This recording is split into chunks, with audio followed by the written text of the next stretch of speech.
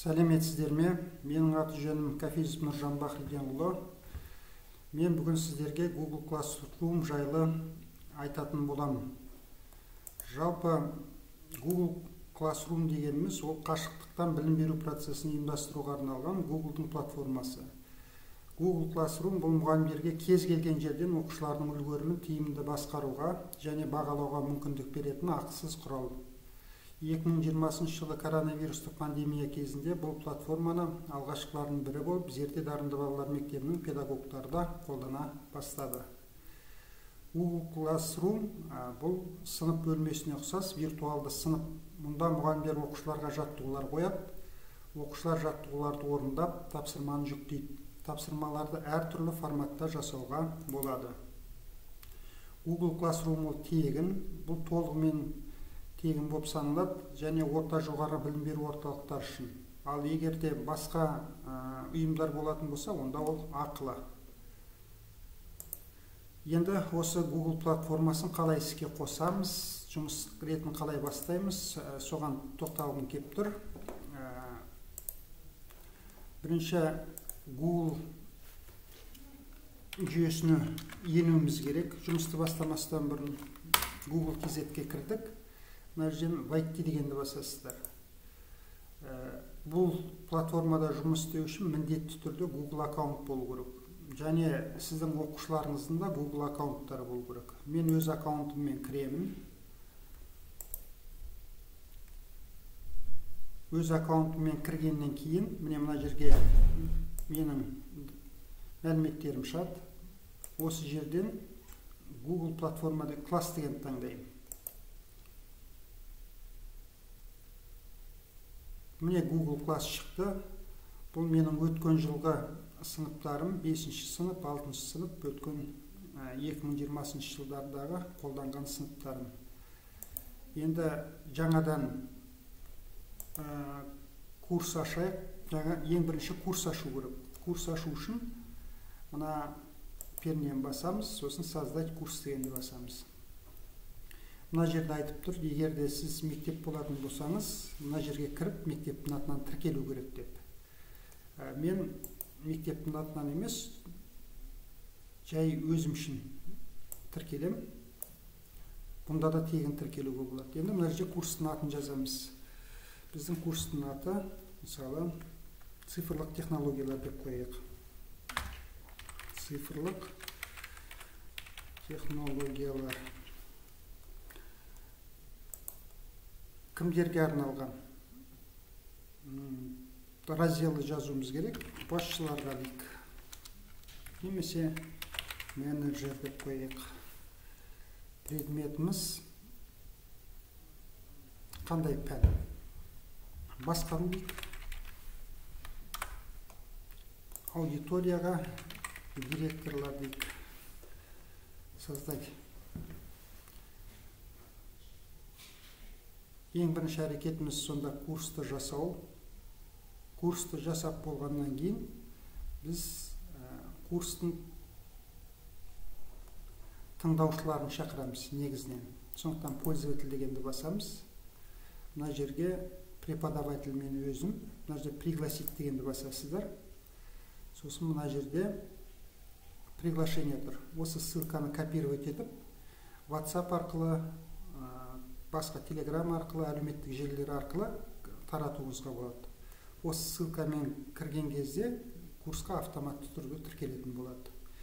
Немесе мына жерге өзіңіз оқушылардың білетін болсаңыз, электронды почталарын жазуларыңызға болады.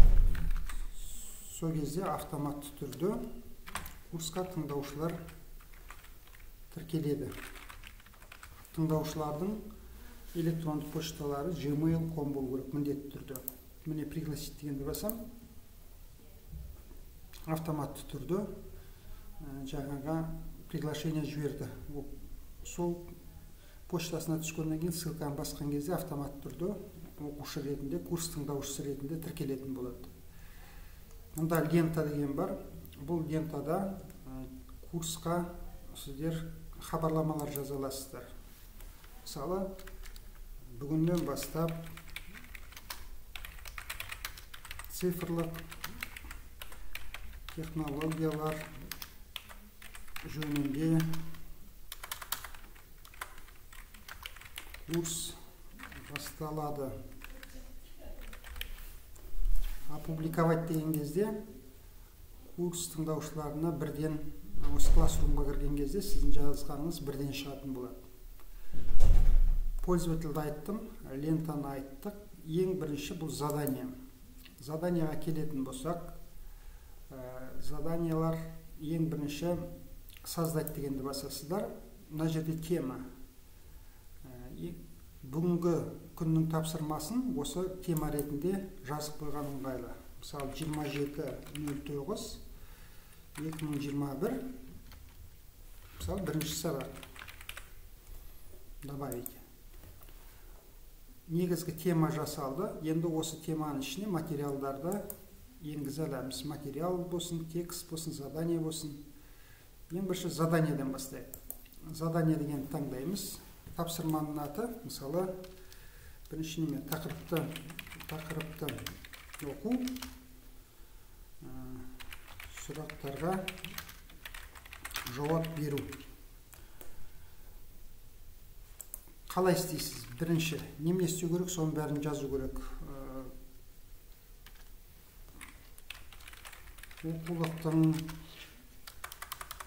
Оқулықтағы параграф 12-ні оқы, ондағы сұрақтарға жазбаша жауап бер. Одан кейін мына жерге қоясыз. Егер файлдарыңыз, суреттеріңіз болса, осы жерге жүктеуге болады. Компьютеріңіздегі суреттерді жүктеуіңізге болады. Немесе мына жерде ссылка жіберуіңізге болады. Қандай да бір веб-құжатқа сілтеме. Осы материалды ашу үшін.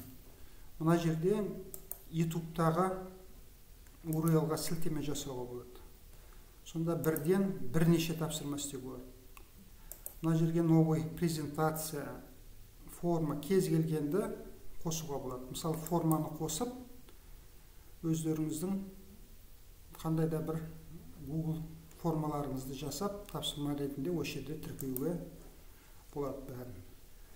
Ең бастысы, тапсырманы жасағаннан кейін, мына жерге ұпайды қоясыз. Неше ұпай бойынша бағаланады? 10 ұпай бойынша бағаланады.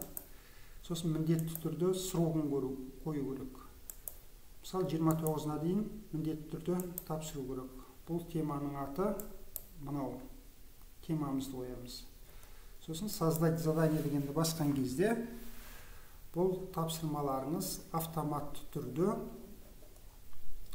барлық орындаушыларға жіберіледі. Одан кейін мына Google календар дегенді басып, календарда да тапсырмаларды қоюға болады, белгілеуге болады. Жаңағы мында мысалы изменить деген кезде бұны алдын ала сол күнге емес, мына жерде басқа күнге де алдын ала қоятындай планировать етуге де болады. Оны қазір көрсетем. Енді мен бұрынғы бар курстардан көрсеткім келіп тұр. Мысалы, мынау менде өткен жылғы осы Google Classroom'да жасалған сабақтарым жаңағы әдіспен жасалды. Мысалы, мына тапсырманы алайық. Мына тапсырмада инструкцияны ашсақ, жаңағы заданиеміз шығады. Былай деп тұр: күннің батуы суретін салу, әр объектілер жеке қабатта болу керек дейді. Салатын сурет жеке файлда орналасқан. Міне, мына файлдың суретін салып жібер деп тұрмыз.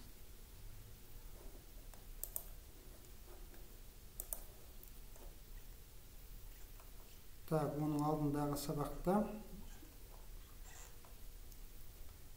міне жаңа инструкциясында